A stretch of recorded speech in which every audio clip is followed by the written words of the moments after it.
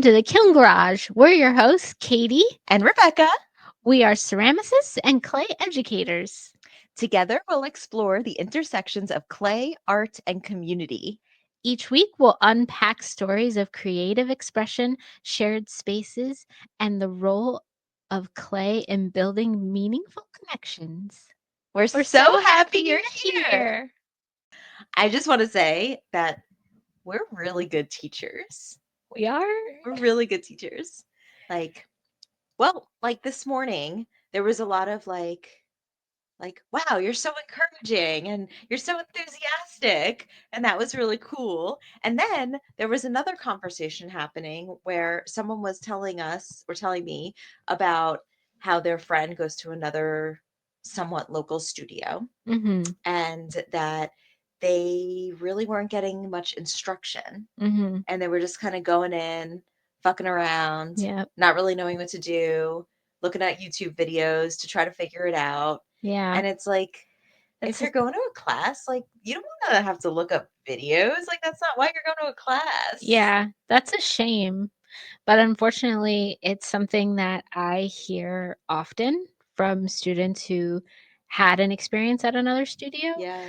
They come back and they say, like, oh man, like they just, did one demo and then we were on our own. Like they just walked away and didn't like help us or instruct us. And the class sizes too. Class At a sizes are lot of other huge. studios, it seems like they're really big. And here we limit at 8. Yes. So 8 students per one instructor, because I feel like that is the magic number of I'm able to give our students one-on-one attention, but also give them the freedom to build their relationship with the clay. yes. So it's a shame, but it's a running thing that I've heard from people who have experiences at other studios. Yeah, same. So we have something really special. We really do.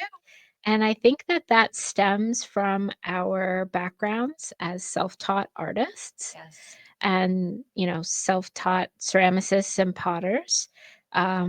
We just know how it is to not know what the fuck you're doing. Yeah. And we can come in with that right verbiage or that right metaphor to allow them to kind of have that moment of like where it clicks. Yeah, it's really interesting. And I feel like when you're self-taught, the language is different. It is. You're not using anything fancy. You're literally being like, here's Mr. Krabs and here's SpongeBob. Exactly. Put your Mr. Krabs in your pot and your SpongeBob on the other side and push them together. I don't think they teach that in art school. I don't think so. But it works because they remember. They're like, oh, and it's so funny when you're teaching. Yeah. And they're like, oh, I forgot the next step. Oh, wait, I remember. Mr. Krabs goes in here and SpongeBob goes here. And I'm like, yeah, that's how you do it. So good. So good. I love it. I love when adults are like SpongeBob and Mr. Krabs. But I really loved how today, during my class, I had walked away for a second. And when I turned around, Nate was asking you a question. Yeah. And then he was like, oh man, thanks, Rebecca. Like, I'm so glad that every time I ask you a question and you tell me what to do, I'm like, oh yeah, I should listen. She knows what to do. And it works. And he's like, thank you. Thank you. Yeah, that was so cool. And that was so nice because, like, it's really important that our students and our members feel like they can ask both of us a question, no matter if, like, oh, well, you're not my teacher, so I'm not going to ask you this question. Like, no, you're walking by and you have a question, like, ask us. We're here to help. Yeah. That's important. It's really important. Makes me feel good too. Oh yeah. I'm like, oh my God. Me? Yeah. Just us. Like, yeah. Yeah, that was really cool. That was really cool. Thanks, Nate. Shout out to Nate. One of the only guys at our studio. We have a few. We've got Logan. We have little Aaron. Little Aaron. We have those 2 guys on Thursday night. Yes. Their names escape me because they're my students. That sounds so mean. I don't mean it to be mean. Well, we just don't know them We yet. don't know them We very don't know well. them yet. We got Um, Nate but we got Nate and Logan. and Logan. Yeah, they're so cool. They're We need so we cool. need more guys at the studio. Which is really interesting to me because ceramics and pottery is mostly a male dominated industry. It is. So it's really interesting that I don't know if other studios are like this, but our Yeah. studio is mostly women. Yeah. And I mean, for those of you who are new to us or don't know us, like our studio is very bright, very colorful. We've got rainbows running throughout the entire studio. So I don't know if maybe like, you know, some people might look at that and be like, whoa, that's for women Or kids. or kids. And like, I think maybe it kind of deters them away, but not our guys. No, they love it. We've got Logan, we've got Nate. I think they love it. Guy in Thursday night. He's a big He is a big dude. lumberjack looking dude. He's Yeah. cool. I Yeah. like him. I don't know. So yeah. Guys that like, they know themselves, they're cool with the Oh rainbows. yeah, for Yeah. sure. Love it. Love the rainbows. I It's think that too gay in there. I'm not going in there. I don't know. I feel like some people might feel that way, I know but some there people feel that are way people. because I've had some try it out classes where like some people will come in and they'll be like, ugh, like What? this looks too gay. But also, it's like all over our website I too. know. Like you know what you're getting Yeah, into. I know, but it's just Be funny. prepared to walk into a unicorn cloud because Yes. that's what's happening here. Exactly. Which is also very important because when I first started the studio, I knew that I didn't want it to be like industrial, like sterile looking. Like some studios are like very sterile. Yeah. Like you walk in and it's like white walls, metal tables, and the wheels. Metal Or tables? like maybe not Oh metal my God, tables, what? but like wooden tables and like metal fixtures. Okay. And then it's just like, that's it. It's like a blank canvas. Okay. But I knew that when, I created the studio, I wanted it to be like, wow, this is not just a place I want to create, but a place that I want to like hang out at. Yeah, And that's really it is so important. What? I keep saying things are really Well, they are really important though. They're really important. They're crucial. important. They're crucial to the business and building our community and our brand. Mhm. Which is what this podcast is all about. It's about community and clay. So we want to create this space here, this podcast, where we can talk about all of the intricacies of clay and community Yes. together. That's right. So the reason why we want to have this podcast is to have an outlet for all of the things that we've learned personally and professionally Mhm. because we're professionals. Okay. And are. We are. We are professionals. Past like Katie doesn't think she's a professional. I find it hard to say, like, if somebody says, "Oh my god, are you a professional?" Like, my instinct is to be like, "No," because I'm Okay. always learning. I feel like I'm always learning, so professional status for me in my mind is like somebody who's like a master. Like, you're a master potter, you're a master of your craft, and I don't think that I am yet. Okay. I Well, know that I'm not. you're being much too modest. Oh, Much too modest jeez. because because you literally get paid for what you do. So you Yeah. are a professional and and you should absolutely get comfortable doing that and saying that about yourself because there are people that have no business calling themselves professionals and they have no problem doing it. So Alright, well, I'll work on I that think in the real therapy. professionals of the world should speak up more because most of us are too modest. Yeah, It's well, true. It took me a long time. I'll talk to my therapist about it. Yeah, do that. It's very important. It's very But we want to share our experiences, not just about pottery and ceramics and teaching, but how to run a studio and how to run an art business. You know, how do you sell your art?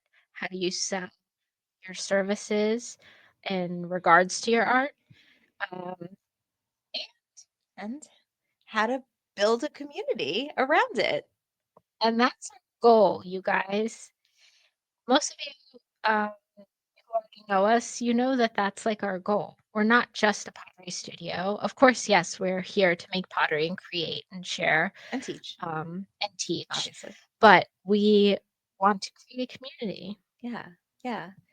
Yeah. We want to be a place where people are like, oh, what are you doing tonight? Oh, I have no plans. Oh, you want to go to Hugs and play a board game and maybe underglaze our pots? Oh yeah, and let's order And walk. China walk. It's perfect. A perfect night. It's honestly, I mean, that's my ideal Friday night. So we've been talking about this topic of teaching beginners versus teaching more intermediate and advanced students and the differences between them. Mhm. And I feel like the differences are different with hand building versus wheel as Yes. well. Yeah, yeah, yeah. Yeah, yeah. So like so when you're teaching hand building, like beginners, what are some of the things that you notice that are different, like intermediate hand builders? Well, I think for one, when people are starting to hand build, they you just it's all and the similarities though Mhm, between the hand building and wheel throwing is regardless, you have to build a relationship to the clay. mhm, You have to build that relationship. Um, because before you do, everything kind of feels a little wonky mhm, and a little like weird, or you don't know how it's going to act. Like I'm thinking about when students learn how to just like slip and score, or mhm, like how to attach something, or like when they're learning that they should smooth things out and try to make things like as seamless as mhm, possible when they do attachments and stuff. right, There's a lot of like, is this okay? Like, is this going to hold? You mhm, know? And that's something that you learn by doing, right, you know? And also, like, if you don't smooth out the edges or you don't like try to fill in cracks and things like that when you can, it's going to show up later on in the process. right, And yes, from a beginner's class, you have an instructor that's going to help you prevent a lot of those things, but also you still make a lot of those mistakes mhm, and you still only realize, like, oh, that's what the teacher meant mhm, once you get your pieces back. Like, once they're exactly, glazed and fired, you're like, oh man, I should have smoothed that out more. right, You know what I mean? exactly, Like, that's probably the one of the biggest things, I yeah, think. Just building that relationship, knowing how the clay is going to respond to yeah, you. yeah. I think with beginner wheel classes, I think they come in with so much expectations, so many expectations of how things are going to go. And oh, I'm going to make a vase and I'm going to make a bowl. And so I think in a hand building class, even if you're a beginner, it's very beginner friendly, which is Mhm. great. And you're learning like the basics that you can eventually build off of in a hand building class. But you usually by the end of session one of a hand building class, you have something tangible. It's like instant gratification. Yeah. And in a wheel throwing class, I really have to be kind of hard on my students because I have to tell them, hey, listen, ceramics and pottery, it's going to humble you real fast. Mhm.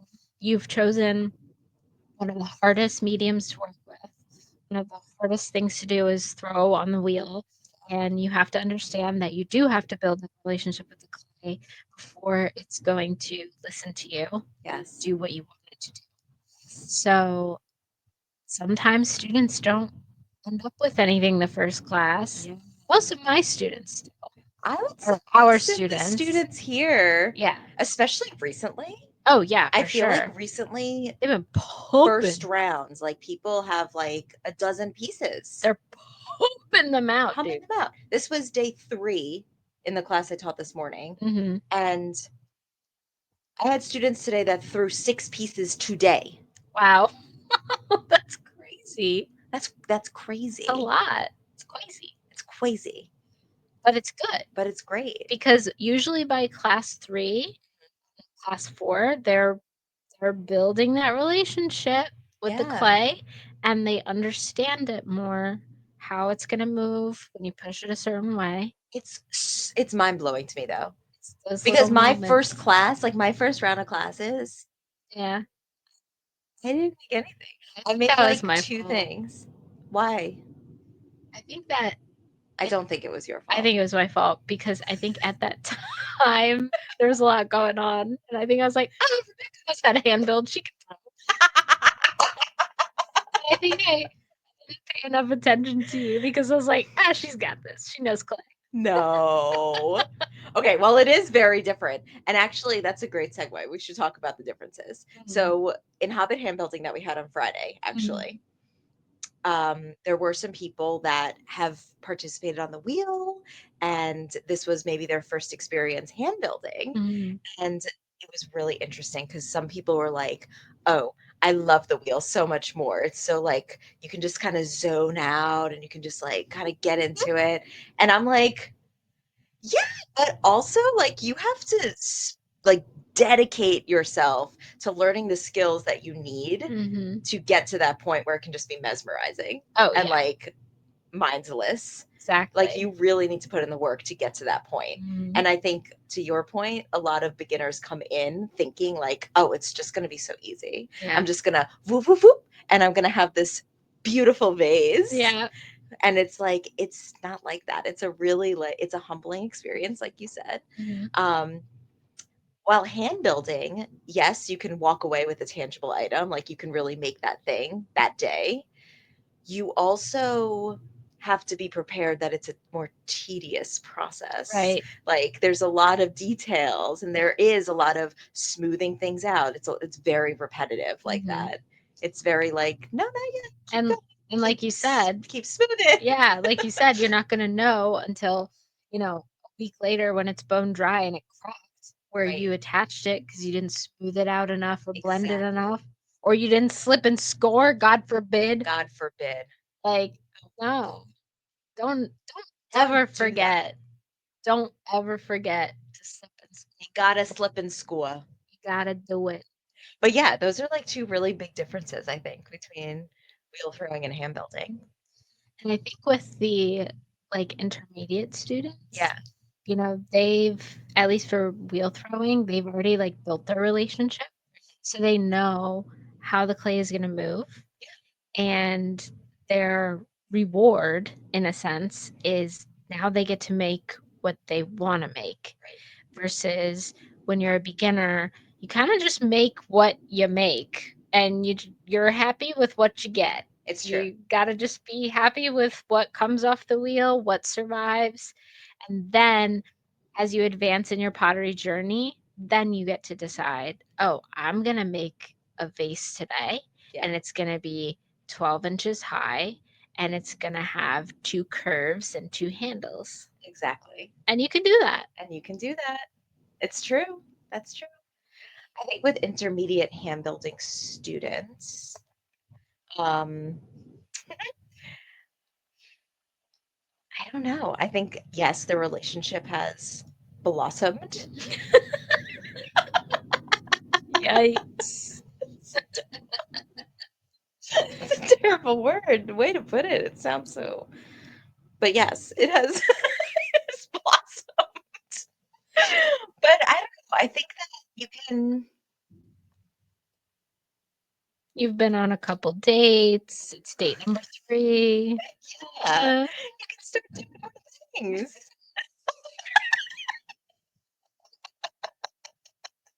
I don't know. I see people going bigger. bigger is always, Like yeah. bigger is kind of the next thing, you know?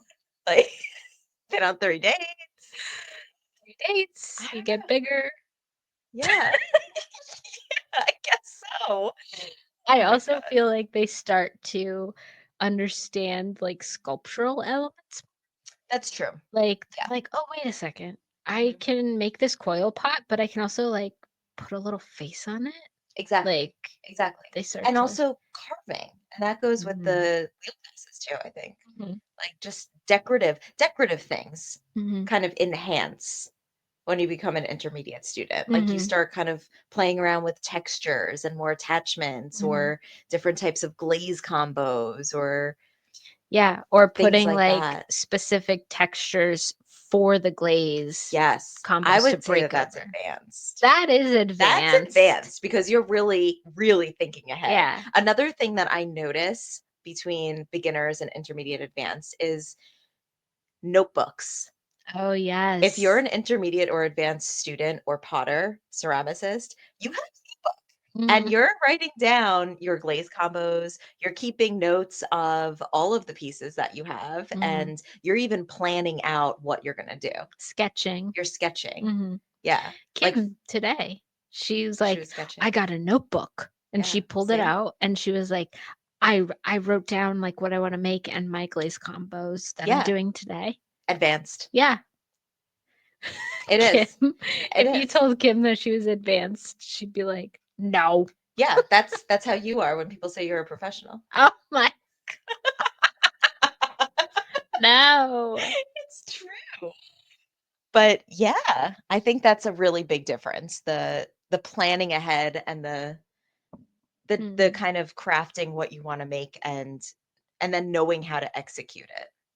I think a lot of intermediate students also tend to want to make sets of things, Interesting. like, you know, like a tea set or Mhm. like a set of bowls or Yeah. whatever, even in hand building too. Mhm. Like for example, the snow people, like Mhm. they're each their own individual thing, but they're like together, they're a set. You got to have the whole fam. Oh yeah, absolutely. Yeah. You guys will meet the fam later Yeah. for I'll sure. introduce them. That'll be on episode 2, Yeah. the snow person family.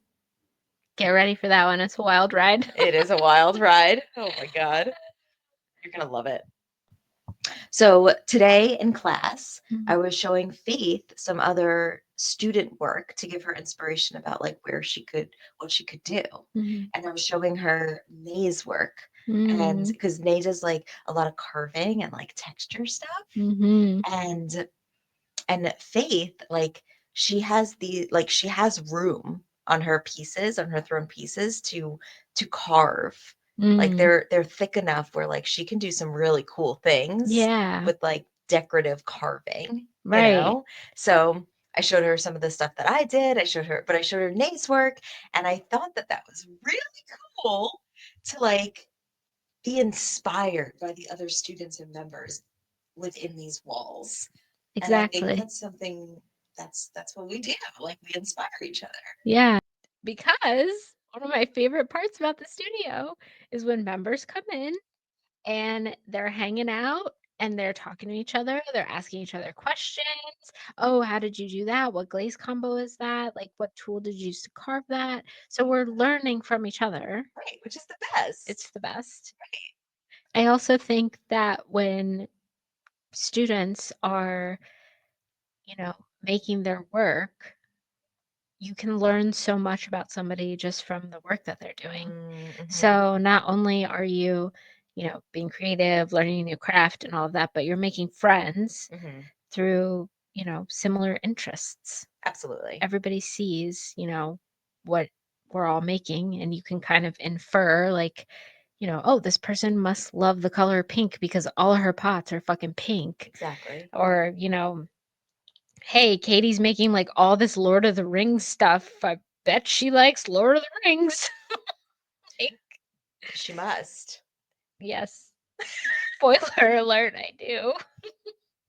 It's so good. Yeah, yeah. I think your art and your pottery, it says a lot about you. There's a communication that happens that exceeds words. It's very true and deep. Yes. Look at you. Yes. Thank you. It's the gray hairs. Professional. It's the gray hairs that are coming in. It's my wisdom. I've got 2 gray hairs. I've got like 7. 7? There's gotta be. I I don't stopped see counting. them. They're like under. Oh, yeah. Mine They're are, they're like, gonna front they're and center right here. I don't see them either though. I Don't don't look see too them. hard. I don't know. It's gonna be great though. Well, I think also, like, totally off topic, but I think our generation is really embracing gray hair, Yeah, and they're not, like, coloring it.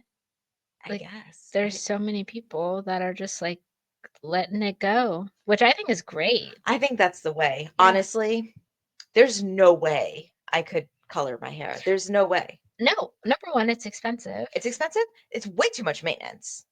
and it's And it's chemicals. chemicals. It's terrible for you. We say as We love chemicals. we love we say as we stick our hands into the clay Wait, reclaim water. that's what I want you to talk about. That was really good. The plastic quality of clay from Oh, skin cells. yes. Okay. I love chemicals because they make my pots look pretty. Yeah, Chemicals make my pots pretty. yeah, they do. But there's a time and a place for chemicals. We don't need to put them all over our bodies. No, not my hair. No, absolutely Mm-mm. not. No. Let the grays fly. Let them fly. Fly, grays, Fly, fly. grays, fly. Like the Eagles song. Phew, Go right over birds. my head. I did that. Go birds. The Super Bowl is next weekend. And they're in it, right? Yes. Jesus Christ.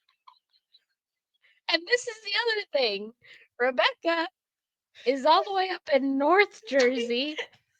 Go bird.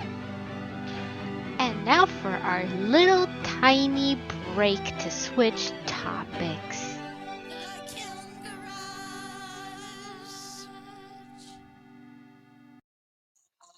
So we're going to do a community sculpture garden for our students and members. And they're going to come in and we're going to make something for our garden. And it's going to be really cool because there's going to be all different styles of Mhm. art and pottery. And it's going to be really cool. It's going to be a fun activity to kind of bring everyone together. We have so much outdoor space here. We have our little atrium area Mhm. called Freya's Garden. Breakfast garden. And we also have outdoor in the front, like this gated section in front of our shop or in front of our studio. And we have so much space to fill with just lovely And it's pottery. begging for Oh, sculptures. yeah. Begging for sculptures. And the guys next door, they like to smoke their cigarettes out there. Oh, yeah. Not in our garden, but like right outside of the gate. And like They look so sad. they look so sad. They need art. They need art. We're going to give it to them. We're going to do sculptures, and then they're going to be like, wow, this place is freaking magical, baby. How do I make that? And then they're going to come and they're going to make pottery. Yeah, I love it. it's so good. I'm totally gonna make something like nerdy themed, so they'll You be should. like, "Oh my god, what's that? It's this thing that I know because I'm a nerd too." I think we should make all the nerdy things. Oh yeah, All of them. absolutely. I'm gonna make a giant sculpture of Sauron. And they're gonna be like, "Whoa, what's that?" It's amazing. Yes. Yes, do that. I want to make monsters. I'm in like a monster phase. Yeah, I like really want to make like I monsters. love the little monsters. They're I fun. love them. And I feel like they'd be really fun to like have them constructed in a way where it looks like they're coming out of the ground. Oh yeah, I love Like that. they're like or like Hey, like they're pushing hey, themselves up. hey! I'm coming out the ground. Here I come. Yeah, for sure. Oh, so good. So good. Well, kind of tying into like the garden sculpture thing, like I feel like people express themselves Mhm. by making things that they like, whether it be like, a certain fandom or a certain color or, just a certain style that they like. It comes out in what they make. So like you'll find me making a bunch of nerdy shit, but you'll find like, somebody like Nay. I was just thinking nay. Yeah, Yeah. she's making like these beautiful pots that are like all shapes and different like bright colors, and it just like kind of represents like her, and I think it represents like her culture. She Mhm. hasn't directly told me this, but I can see it through Mhm. her work, Yeah. and I think that's really special. It You is really can special. you can kind of see a bit of somebody's like personality or culture coming through the pottery or the ceramics that they're making. Yeah. And that's really powerful. Mhm. I agree. I love your work, Nay. Students are so hard on themselves sometimes. Yes. And I'm like, don't forget where you came from. You didn't even know how to throw a tiny little pot when you came in here. I love that they're hard on themselves, though. You do? Yes. You think it like teaches them? No, it just shows me that they care. It shows me Oh, that they're really passionate and like they're creating higher expectations for themselves, that they want to continue to be a student, that they want to continue to learn and continue to get better. I didn't think of it that way. Because if you're just like, I'm the best, like, Yeah. first of Well, all, like, no, you can always grow, you can yes. always learn more, Yes, that is you true. know? So I think it's really hard and sad when a student is always being hard on themselves. Like, I Mhm. don't think that's the way, Mhm. but I think it's a healthy balance to be like, I could have done this better. Yeah. You know, next time I want to do it this way, or, Yeah, that's true. like it shows passion and wanting to get better. I agree. Yeah. I didn't think of it that way. No? No. I was like, stop being so hard on yourself. That's a beautiful pot. Well, but it is. I mean, Oh, yes, yeah, yeah, yeah. yes, yes.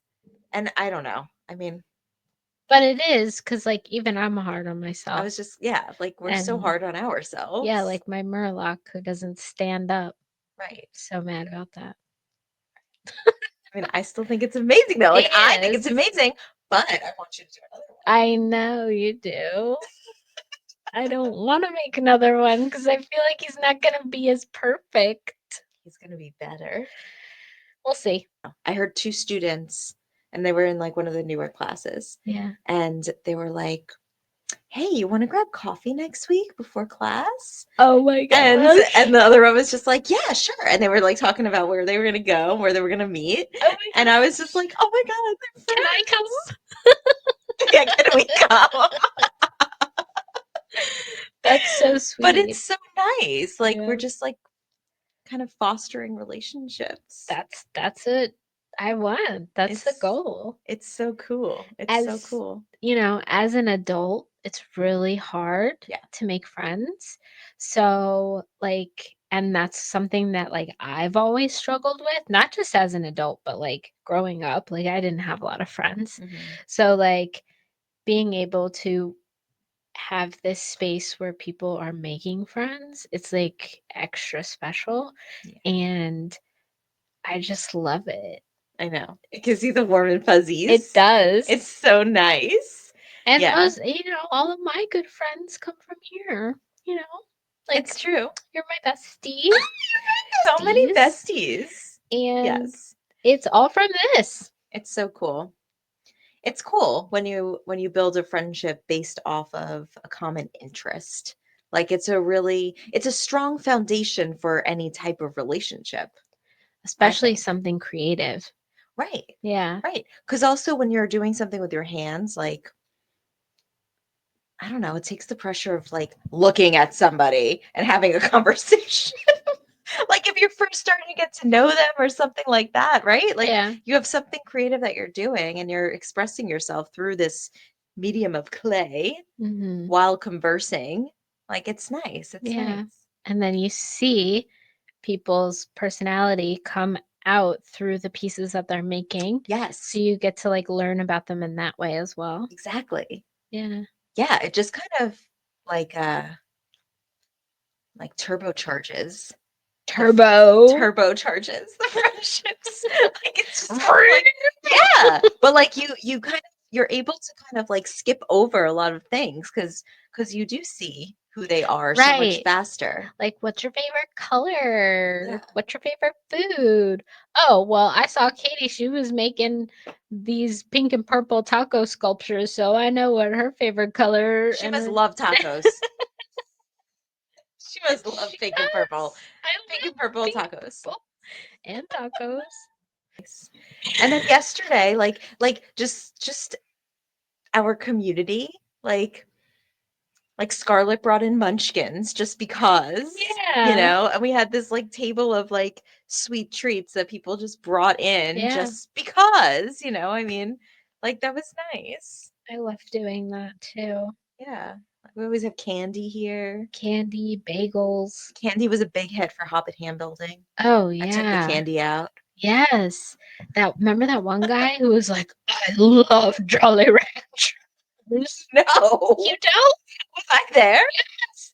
And almost have a him building. He said, He was "No." like, oh my God. He's like, are those Jolly Ranchers? I was I like, do remember that now. yeah. Yes. He's like, can I have one? I'm like, yeah, that's what they're there for, my guy. Have as many I as you want. love Jolly Ranchers. He was like, oh my God.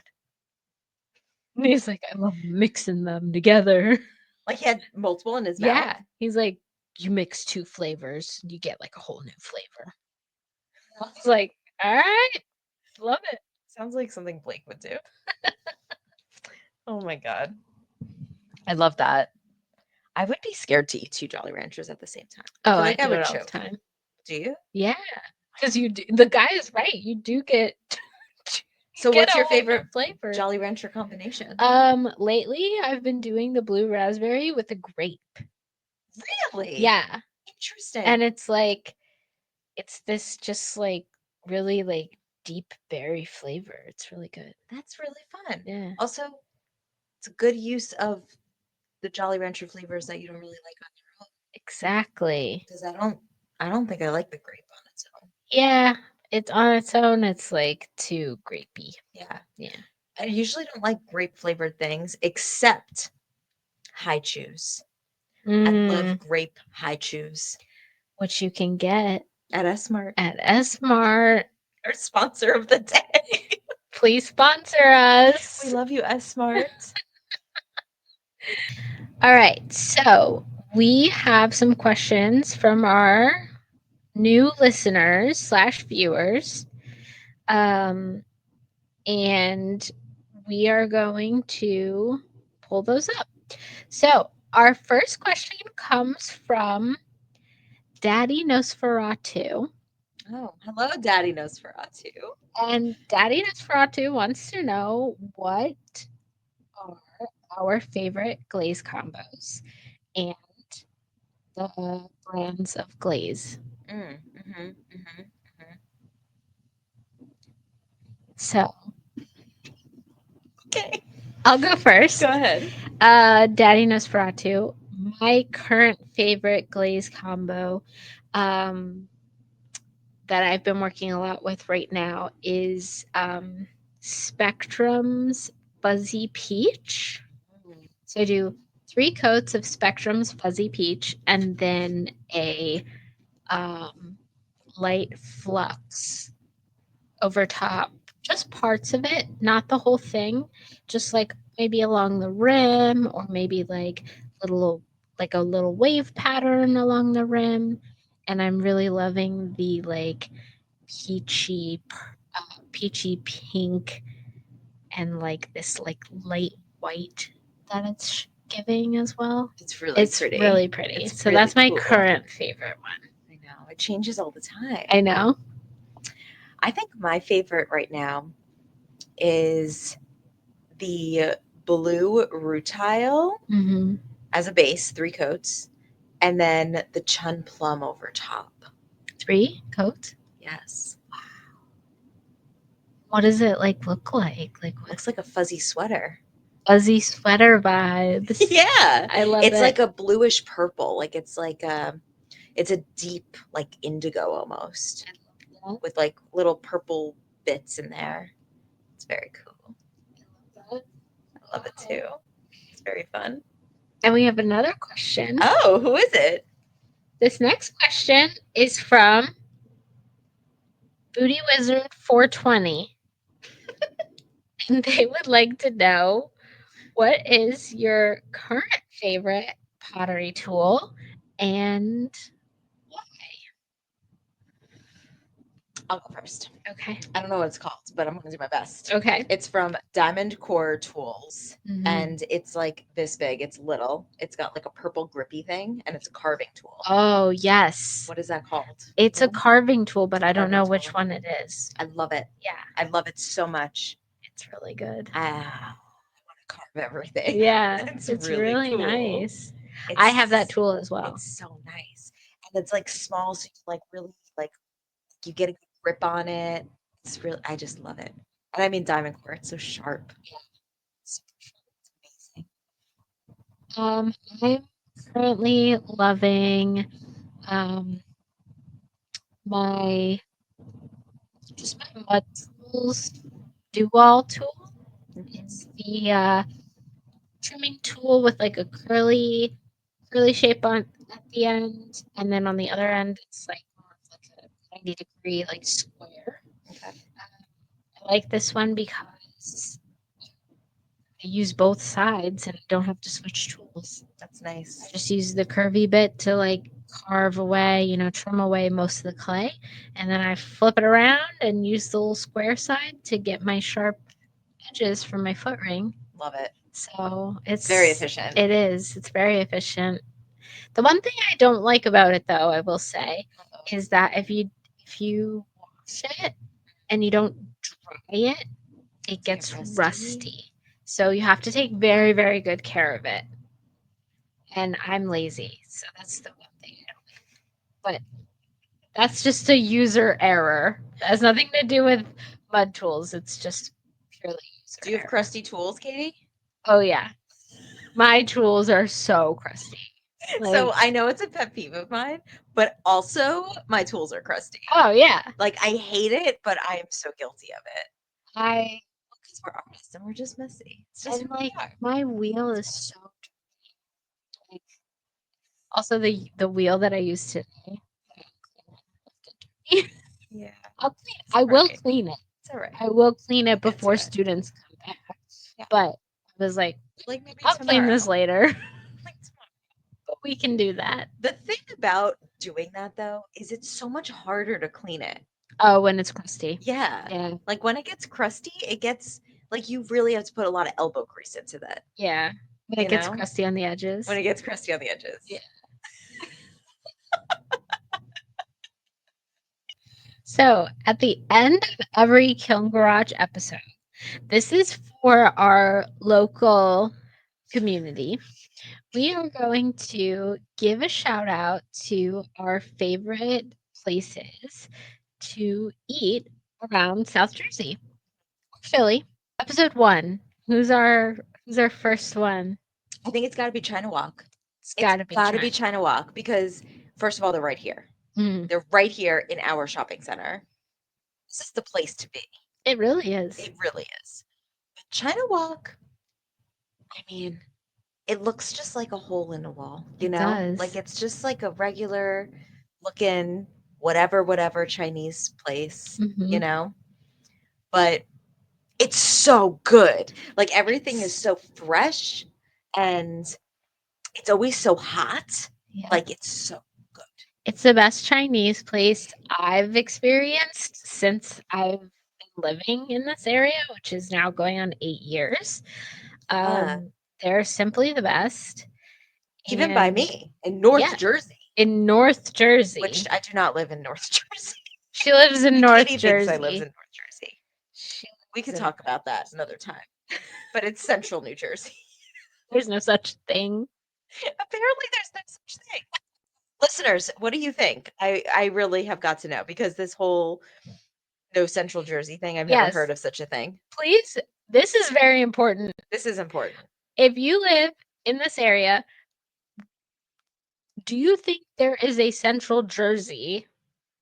And if if you don't, if you think that there's only South Jersey, and North Jersey. Where does South Jersey end and North Jersey begin? Because there is a right answer.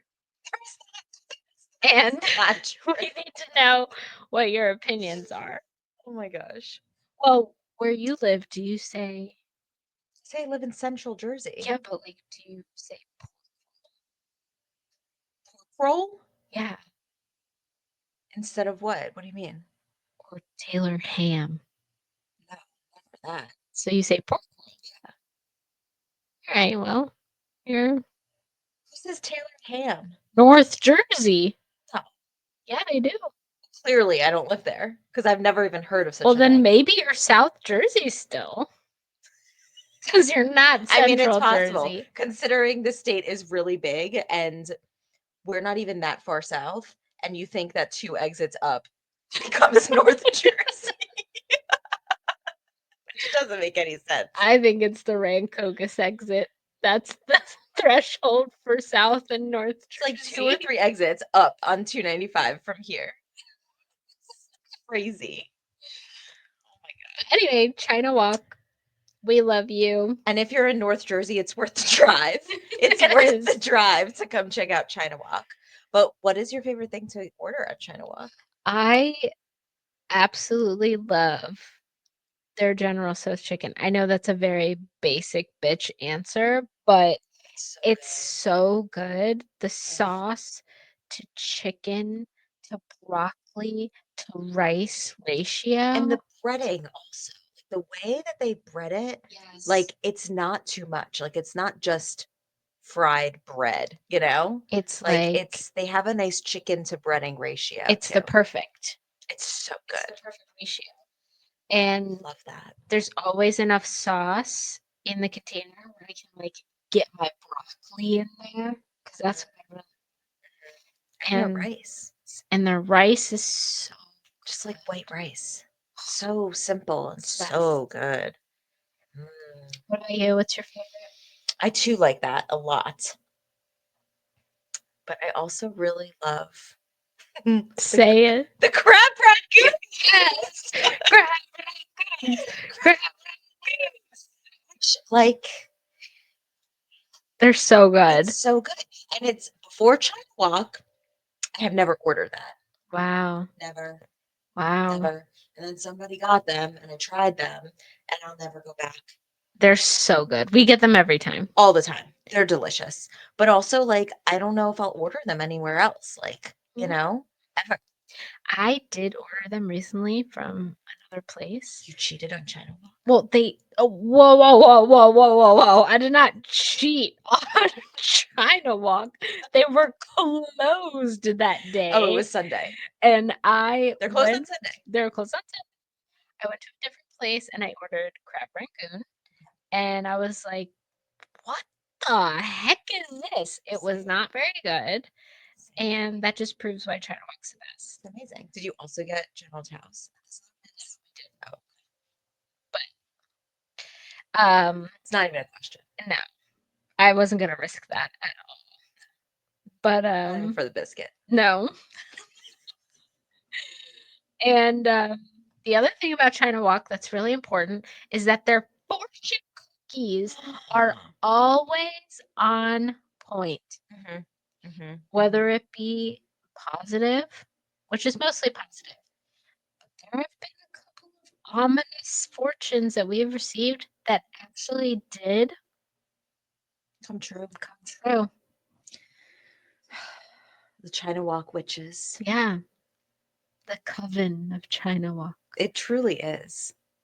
They're amazing. We love them. We love them so And the people much. who own it and run it, they're so nice.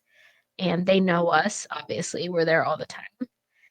And It's true. if you're in the South Jersey or even Philly area, it's worth a shot. It's worth a try. Come on down to Cherry Hill and get some China Walk. Make some pottery. It's so good. Now I want it. But they're closed. No, it's Sunday. Oh, that's right. We'll get it for lunch tomorrow. Yeah. We'll love it tomorrow. Nice, nice, nice.